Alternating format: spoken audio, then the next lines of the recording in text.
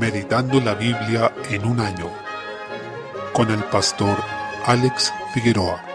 Día 16, mes 3, Números capítulo 24. En esta sección continúa la historia de Balaam. Recordemos que él había sido requerido por Balac, rey de la región de Moab, para que maldijera al pueblo de Israel, debido a que le preocupaba que Israel estaba conquistando la tierra hasta ese momento, habiendo derrotado ya a 3 reyes, y su nación corría peligro. La estrategia de este rey fue contratar a Balaam, una especie de profeta, un mercenario de la fe, para que maldijera a Israel a cambio de una paga. Cabe señalar que Balaam en toda la escritura es tratado como un falso profeta. Es un ícono de lo que significa ser falso maestro. Vemos esto en la carta de Judas y en el libro de Apocalipsis, donde se habla de él como un mercenario, como alguien que usaba la fe para el lucro. No obstante esto, el Señor decidió usarlo, dentro de su soberanía, para demostrar que Él es sobre todas las cosas y que la verdad pertenece únicamente a Él. Dios decide usarlo para decir 4 oráculos que terminan siendo de bendición para el pueblo de Israel. Con esto vemos que aun cuando los malos conspiran contra el pueblo de Dios, Él está escuchando esta conspiración y vuelve ese mal para bien. Y los impíos que están conspirando terminan siendo avergonzados. Recordemos que eso ocurrió en el caso de José, aunque no podemos tratar a sus hermanos como impíos, pero Dios tornó el mal que le hicieron al conspirar contra él, para que terminara siendo un bien. También es el caso de Amán y Mardoqueo, que encontramos en el libro de Esther, y ya en un grado supremo lo vemos reflejado en el caso de nuestro Señor Jesús. En este pasaje vemos más específicamente el tercer oráculo, donde dice algunas cosas que son bastante significativas. Por ejemplo, el versículo 5, cuán hermosas son tus tiendas, oh Jacob, tus habitaciones, oh Israel, refiriéndose a lo hermoso y delicioso que es que los hermanos habiten juntos y en armonía. Así también, cuando la iglesia está reunida y está avanzando en su obediencia al Señor, en unidad en cuanto a la verdad, es hermoso ver sus tiendas, sus habitaciones en este sentido. El reino de Dios es engrandecido. En el versículo 8 dice, Dios los sacó de Egipto, tiene fuerzas como de búfalo, devorará a las naciones enemigas, desmenuzará sus huesos y las traspasará con sus saetas. Con estas palabras se refiere a lo que prometió el Señor a Abraham, cuando dijo, bendeciré a los que te bendijeren y a los que te maldijeren maldeciré, en Génesis 12:3, porque finalmente ese pueblo de Dios que él formó fue un desarrollo de la promesa que Dios hizo a Abraham en el pacto que hizo con él. Y en esa era, todo el pueblo visible de Dios estaba identificado con la nación de Israel. Por tanto, quien se opusiera a ese pueblo se oponía a Dios. Y vemos que son malditos los que maldicen al pueblo de Dios, no porque como sus hijos tengamos algo especial, sino porque el Señor ha decidido bendecirnos. Quienes rechazan el ministerio de su iglesia en la tierra, rechazan al Señor de la iglesia. Desde el versículo 10, vemos que Balac se encendió en ira y le hizo ver a Balaam que él le estaba pagando para que maldijera a sus enemigos. Sin embargo, Balaam los había bendecido ya 3 veces, como dice el versículo 10, por lo que el rey Balac aseguró que no le pagaría. Balaam respondió que él ya había declarado a sus mensajeros que solo iba a decir la palabra que Dios le entregara, por lo que consideraba que Balac ya estaba advertido. De hecho, continuó con el 4º oráculo, y ahí encontramos incluso una profecía mesiánica. En el versículo 17 dice, lo veré, mas no ahora, lo miraré, mas no de cerca, saldrá estrella de Jacob, y se levantará cetro de Israel, y herirá las sienes de Moab, y destruirá a todos los hijos de Set. Y dice en el versículo 19, de Jacob saldrá el dominador, refiriéndose al futuro de los pueblos. De hecho, se refiere a cosas que van a ocurrir bastantes años después. Por supuesto, esta profecía no es mérito de Balaam, sino del Señor, que a través de este medio, que para nosotros es extravagante tratándose de un falso profeta, quiso hablar verdades tremendas a través de él, para avergonzarlo y hacer más grande su condenación. Vemos en el versículo 24 que Balaam y Balac se separaron. Sin embargo, esa historia no terminaría allí. Capítulo 25. Efectivamente, pareciera que Balac y Balaam dejaron de hablar, pero lo que ocurrió realmente es que este último, en su hipocresía y ambición, para no quedarse sin la paga, le recomendó una receta a los moabitas para hacer caer al pueblo de Israel, teniendo cuidado de no decir palabra alguna en contra de lo que Jehová habló. Esto mismo lo encontramos más adelante en Números 31, donde vemos que Balaam reveló a los moabitas y madianitas una forma de hacer caer al pueblo de Israel, que era conquistarlos con las mujeres de estos pueblos, es decir, los incitó a pecar. Sin duda, para que Balaam aconsejara esto, tuvo que haber entendido cuál era la voluntad de Dios primero. Tuvo que entender que la obediencia a él era parte de la bendición de Israel. Y Balaam sabía que Dios existe, porque Dios le habló y le manifestó su voluntad. Y a pesar de entender todo esto correctamente, fue tal su rebelión y ambición que recomendó a los moabitas cómo maldecir a Israel a través del pecado. Le recomendó hacerlos caer por medio de la desobediencia, haciendo tropezar al pueblo de Dios, tendiéndoles una trampa para apartarlos de su Señor. Esto sin duda lanza a Balaam a lo más profundo del abismo de los falsos profetas. Por eso él se vuelve vuelve un ícono de lo que significa ser un falso, y su hipocresía es tal que él no dice palabra que Dios no le haya hablado en sus profecías, pero los hace caer a través del pecado, a través de la tentación, que era otra vía de cumplir el encargo que le había hecho Balac. En el Nuevo Testamento, a quienes son como Balaam se les describe como personas que tienen apariencia de piedad, pero que con sus hechos la niegan. Vemos que el consejo que dio a los moabitas significó a Balaam la muerte a filo de espada en Números 31:8, en medio del juicio de Dios ejecutado por medio de su pueblo. Esto nos dice que luego de haber consumado su plan de hacer caer al pueblo de Israel en el pecado, probablemente no se devolvió a su tierra, sino que se quedó disfrutando de su paga, pero finalmente murió por su impiedad. Recordemos que Balaam mismo había dicho: muera yo la muerte de los rectos, y mi postrimería sea como la suya, en Números 23:10. Con esto vemos que él quería morir la muerte de los rectos, pero viviendo la vida del impío, algo típico del hipócrita. En nuestros tiempos vemos que la gente desea morir como justos, de una forma noble, e ir a la gloria. Sin embargo, Balaam murió simplemente como un impío, traspasado a filo de espada, debido a su falsa profecía y a su apariencia de piedad. Y así también morirán quienes se rebelan contra el Señor más allá de lo que deseen para su muerte. Continuando con el pasaje, vemos que esta estrategia de Balaam dio los resultados esperados y el pueblo finalmente cayó con las hijas de Moab. Siempre en la Biblia vemos que los hijos de Israel, al relacionarse con otros pueblos y mezclarse con las mujeres de estas regiones, caían en su idolatría. Por eso Dios constantemente se los prohibió, no por un asunto racial, sino por una razón religiosa y espiritual, ya que Dios sabía que si se mezclaban en uniones de fornicación o matrimonio con estos pueblos, caerían en ese pecado. Debido a eso, el furor del Señor se encendió contra Israel y ordenó ahorcar a todos los príncipes del pueblo delante del sol. Nuevamente vemos que son los príncipes los que guían al pueblo al pecado, lo mismo que pasó en los tiempos de Esdras y Nehemías. Distintas generaciones de príncipes, gente notable del pueblo, y resulta que eran los primeros en caer en el pecado que Dios había prohibido. En este contexto se menciona a un varón llamado Simri y se dice que apareció con una mujer madianita llamada Cosbi en medio de la mortandad de los príncipes. La escritura dice que este hombre se apareció con ella ante los ojos de todos, incluyendo Moisés. Presentó a esta mujer a su familia y se fue junto con ella a su tienda, lo que claramente implicaba consumar su unión íntimamente y procediendo con total descaro. Mientras el pueblo lloraba a causa del pecado y parte de la congregación se lamentaba, este hombre aparece jactándose de su propio pecado a la luz del día y sin ninguna vergüenza, sin ningún arrepentimiento. Por eso Finés, hijo de Eleazar y nieto de Aarón, se levantó y los atravesó con una lanza. Dice el versículo 9 que a causa de la ira de Jehová murieron 24,000 personas del pueblo. Es decir, aquí sigue muriendo la generación que salió de Egipto y que no creyó en Jehová cuando les prometió la entrada a la tierra, sino que creyeron en el reporte pesimista de los 10 espías que desanimaron al pueblo e incurrieron así en rebelión ante el Señor. Estos hechos nos muestran una verdad que se repite a lo largo de este libro, que es la mortandad asociada al pecado, a la rebelión del pueblo hacia Dios y también el juicio del Señor sobre aquellos incrédulos y rebeldes dentro de su pueblo. Finalmente, observamos que el relato menciona a Finés, con quien el Señor hizo un pacto personal, prometiendo que sus hijos serían sacerdotes perpetuamente en el versículo 13, por cuanto tuvo celo por su Dios e hizo expiación por los hijos de Israel, dice. Es curioso notar que estos dos elementos, es decir, el celo por Dios y la expiación, los encontramos también en Jesús. Recordemos que Él también limpió el templo, expulsó a los cambistas que habían vuelto la casa de Jehová, que debía ser casa de oración, en cueva de ladrones. En ese pasaje habla de que el celo de Jehová consumía a Jesús, lo poseyó por completo. Es importante destacar que este no es un celo pecaminoso ni carnal, es un celo santo que demuestra primero un amor por el Señor y por su palabra, y como consecuencia de eso, un aborrecimiento al pecado. La enseñanza que extraemos de todo esto es que como creyentes debemos tener celo por la casa del Señor, amándolo y a su palabra por sobre todas las cosas, y en consecuencia aborreciendo lo que Él aborrece. Y esto significa en muchos casos tomar medidas radicales contra quienes se jactan del pecado en medio del pueblo de Dios, aunque eso hoy no se manifieste en el deber de atravesar a alguien con una lanza, sino de la manera dispuesta por el Señor. Y es que no debemos permitir que alguien que está en medio de nosotros, viviendo en medio del pueblo de Dios, se jacte de vivir de una manera pecaminosa, contraria a la palabra y que no tenga problema con eso. Para esos casos, el Señor estableció en el nuevo pacto la disciplina eclesiástica y la excomunión como medidas a adoptar cuando alguien no quiere arrepentirse, sino que vive en su maldad de manera impenitente. Y no estamos llamados a hacerlo según nuestro propio criterio, ni por simple intransigencia, sino porque el Señor lo estableció, y Él pide la santidad de su casa, porque su pueblo debe reflejar su carácter que es santo. Salmo 59. Encontramos la oración de David pidiendo ser librado de sus enemigos en medio de la persecución, mientras era asediado por quienes buscaban su vida. El contexto de este salmo lo encontramos en 1 Samuel 19, cuando Saúl envió a sus hombres a la casa de David para matarlo, pero éste escapó con la ayuda de su esposa Mical, quien era hija de Saúl. Era, por tanto, una situación en la que su vida corría peligro directo y que humanamente generaba gran angustia. En medio de eso, David encomendó su causa al Señor y le pidió que él fuera quien pelee contra sus enemigos. enemigos, porque no se trataba de una causa personal ni era perseguido por un pecado que hubiese cometido, sino que buscaban su muerte por causa de su piedad. Es distinto cuando sufrimos debido a las consecuencias de nuestro pecado, en cuyo caso no podríamos decir al Señor: despierta para venir a mi encuentro, como dice el versículo 4, es decir, no podríamos pedir el auxilio del Señor en nuestra causa porque estaríamos recibiendo las consecuencias de nuestra rebelión. Recordemos que el profeta Samuel ya había ungido a David como rey, por tanto quienes lo perseguían sabían quién era David, así que la rebelión de ellos era contra el mismo Señor. En ese sentido, hay un momento en que la rebelión llega a un punto terminal cuando las personas son conscientes de la verdad pero se oponen activamente a ella, como ocurrió con los judíos y líderes religiosos y la oposición que ejercieron contra Jesús. Eso nos demuestra que en ocasiones incluso debemos orar de una manera imprecatoria, es decir, pidiendo al Señor que condene a estas personas y haga que la verdad triunfe sobre la mentira que ellas intentan hacer prevalecer. También cabe destacar que es hermoso como el salmista le llama el Dios de mi misericordia, en el versículo 10, el Dios que es defensa y escudo. Debemos pedir al Señor que haga justicia, no por una razón egoísta, sino para que se sepa que Él es quien gobierna, para que se sepa que hay un juez justo en la tierra. Debe ser nuestro anhelo exaltar la justicia de Dios, quien es nuestro refugio y nuestra misericordia. Proverbios capítulo 11, versículo 14. La sabiduría de quienes lideran al pueblo determina el destino de éste. Donde no hay dirección sabia, dice, caerá el pueblo. La sabiduría de la cual se habla no se refiere a la experiencia personal, como muchos creen tener en abundancia, sino que se refiere al temor de Dios y cómo éste se refleja en una vida conducida a la luz de la palabra de Dios. Por consiguiente, si los líderes tienen un carácter que demuestra que no hay temor de Dios ni obediencia piadosa a su palabra, el pueblo caerá, en mayor o menor grado. Además, este proverbio recomienda rodearse de personas que puedan a su vez aconsejarnos, pues sabemos que en la multitud de consejeros hay seguridad, dice. No podemos pretender que sabemos todo por nosotros mismos, ni debemos ser sabios en nuestra propia opinión, sino buscar la ayuda de quienes temen al Señor. Lucas capítulo 2. En este capítulo se desarrolla el acontecimiento del nacimiento de Jesús. Vemos cómo Lucas sitúa a Jesús en la historia y relata que al momento de su nacimiento era emperador Tiberio, quien recibía el título de Augusto César al ser emperador de Roma. Además, menciona al gobernador Cirenio, quien realizó el censo. Es decir, vemos en esta porción que nuestra fe es histórica, no es algo que imaginó alguien en algún lugar secreto, de lo cual solo él fue testigo, sino que Jesús vivió en un tiempo, en un lugar y en un contexto, el cual fue histórico y real. Nuestra fe no es infundada, como algunos piensan. De hecho, hay quienes se burlan y dicen que cualquiera puede inventar una religión propia, pero este relato demuestra que no es así. En el versículo 4 dice que José era de la casa de David, al igual que María. Ellos se dirigieron a Belén para ser empadronados, y es allí, en la ciudad de David, donde el Señor, en forma providencial, quería que naciera el Hijo de Dios, quien es llamado también en la Escritura el Hijo de David, el Salvador. Es maravilloso pensar en la providencia del Señor, que incluso movió a un emperador romano a hacer un edicto, que a su vez movería a José y a María a ir a Belén. Aquí vemos que el gobierno de Dios está sobre toda la historia. Es así como María dio a luz a su primogénito. Dice que lo envolvió en pañales y lo acostó en un pesebre, en el versículo 7. Es una escena muy tierna, pero no por eso debemos suponer que Jesús era un ser indefenso, ni tampoco tener la imagen que nos presenta el ambiente católico romano del niño Jesús en los brazos de la protectora María, como que ella estaba por sobre él. Ciertamente, ella fue su madre en su encarnación, pero Jesús siempre fue Dios y en ningún momento de su existencia terrenal estuvo indefenso. Desde el versículo 8 observamos que el Señor quiso que los primeros en saber la noticia fueran unos pastores, y esto es reflejo de que el Señor se revela a lo necio del mundo, a lo despreciado, a lo que el mundo estima en poco, porque sin duda pudo haberse revelado a un rey o a los líderes religiosos. Sin embargo, se reveló a quienes estaban vigilando sus ovejas en la noche. Fuera de María y José, ellos fueron los primeros en recibir las nuevas de gran gozo, como las denomina el versículo 10. El ángel que envió el Señor les dijo que os ha nacido hoy en la ciudad de David un Salvador que es Cristo el Señor. Versículo 11. Es una maravillosa declaración, y ese mismo título, Cristo en griego, está diciendo la misma palabra que Mesías en hebreo, que es el término usado para ungido, el hijo de David, según el pacto que Dios hizo con este rey. Y dice que una multitud de huestes celestiales exclamaban: Gloria a Dios en las alturas y en la tierra paz, buena voluntad para con los hombres, en el versículo 14. Podemos ver que en ese momento, al igual que la crucifixión y resurrección de Jesús, impactaron y conmocionaron a toda la creación, tanto espiritual como material. Por eso también vemos involucrados a los ángeles, que son parte de la creación espiritual del Señor. María guardaba todas estas cosas, meditándolas en su corazón. Lo más probable es que ella también haya sido de aquellas personas a las que Lucas entrevistó, con las que él conversó para redactar su evangelio, porque habla de cosas que estaban en el corazón de María. Por tanto, ella tuvo que haberlas expresado después al evangelista. En ese momento estaban en su fuero íntimo, pero luego las manifestó, y el Señor guió al evangelista para que llegara al conocimiento de estas cosas. Desde el versículo 21 se relata el suceso de la presentación de Jesús en el templo. Con ese hecho, María y José estaban cumpliendo toda justicia, pues estaban obedeciendo la ley. Allí en el templo se encontraron con Simeón, a quien se describe como un hombre justo y piadoso, que esperaba la consolación de Israel. Y el Espíritu Santo estaba sobre él y le había revelado que no iba a morir sin antes ver al ungido. En el versículo 27 dice que este hombre fue movido por el Espíritu Santo a ir al templo, donde se encontraría con Jesús a poco tiempo de haber nacido, y quien estaba siendo llevado allí para ser presentado. La presentación de los niños en el templo era un mandato establecido en la ley, y esta era la primera vez que Jesús hacía entrada a este lugar santo. Y fue anunciado por este hombre llamado Simeón, quien dijo, en los versículos 30 al 32, porque han visto mis ojos tu salvación, la cual has preparado en presencia de todos los pueblos, luz para revelación a los gentiles y gloria de tu pueblo Israel. Es hermoso ver cómo fue presentado nuestro Señor, sabiendo que dice también en el versículo 34, he aquí, este está puesto para caída y para levantamiento de muchos en Israel. Esto también se aplica a Jesús cuando dice que es la piedra angular, y los que creen en él serán edificados sobre esta piedra, pero los incrédulos serán destruidos, tropezando con esa piedra, serán desmenuzados, dice. Es por eso que Jesús es quien divide la humanidad en dos, los que son edificados en él y los que son destruidos por oponerse a él. Dice la palabra que a través de él van a ser revelados los pensamientos de muchos corazones. Dependiendo de cómo una persona reacciona ante Jesús, se va a revelar si son impíos o si son hijos de Dios. Finalmente, en el versículo 35, Simeón dijo a María, y una espada traspasará tu misma alma, porque María iba a tener una doble condición, la de madre y la de discípula. Como madre iba a sufrir junto con los padecimientos de su hijo, pero también iba a ser una discípula de él para salvación de su alma.